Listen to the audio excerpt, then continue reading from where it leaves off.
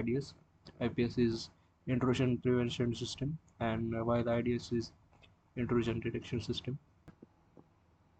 So the main difference being the fact that firewall is a security device which filters the incoming and outgoing traffic based on some predefined rule sets, which is configured by the security administrator. In contrast, an IPS is responsible for inspecting, detecting, classifying, and then stopping the malicious traffic from attack. IDS is also a close relative of IPS. However, it doesn't block the traffic like IPS. It will monitor the traffic for malicious activity and only send the alert on its detection. This alert is generally sent either to the network or security administrator, or else to a system. Firewall allows traffic based on set of a firewall allows traffic based on a set of certain rules configured. It relies on the IP source, IP destination addresses, and ports. A firewall can deny any traffic that does not meet the specific criteria, while IPS inspects real-time traffic and looks for the traffic pattern and signatures. Based on its detection, it will prevent the attack. IDS will also detect the anomaly with same approach. However, it will send the alert and does not disrupt the traffic. Here, it is important to note that IPS can give false positive results and block a legitimate traffic. Hence, many administrator or companies prefer to have IDS in the setup and not IPS, since they don't want the genuine traffic to be blocked, which can be a bad customer experience. In terms of configuration mode, the firewall is configured in layer 3 mode or transport mode.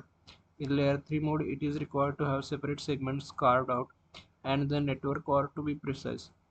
Architectural changes are required, however, transport mode is simple to implement with no significant changes in network albeit.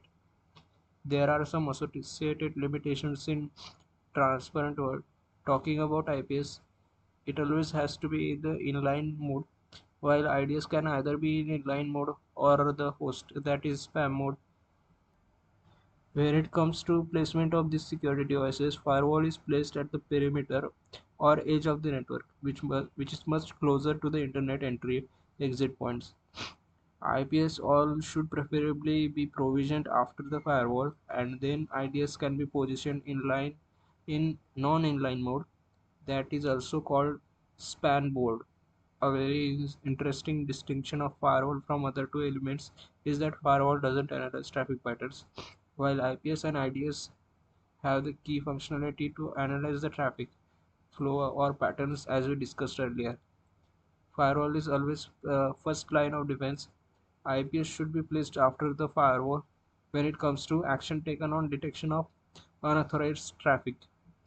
Firewall simply blocks the traffic from entering and same what IPS will do.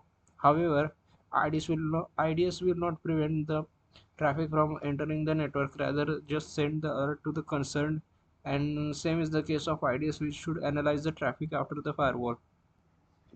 Now that we have high level understanding of the essential security components, let's reiterate the key features and functionality of each one.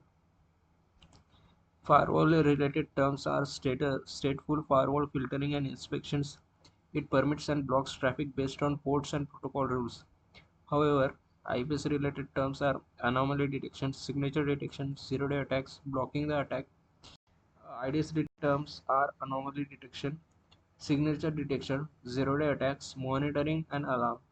That's it from the comparison of security components, that is IPS and IDS. I hope you like it. Please share and subscribe.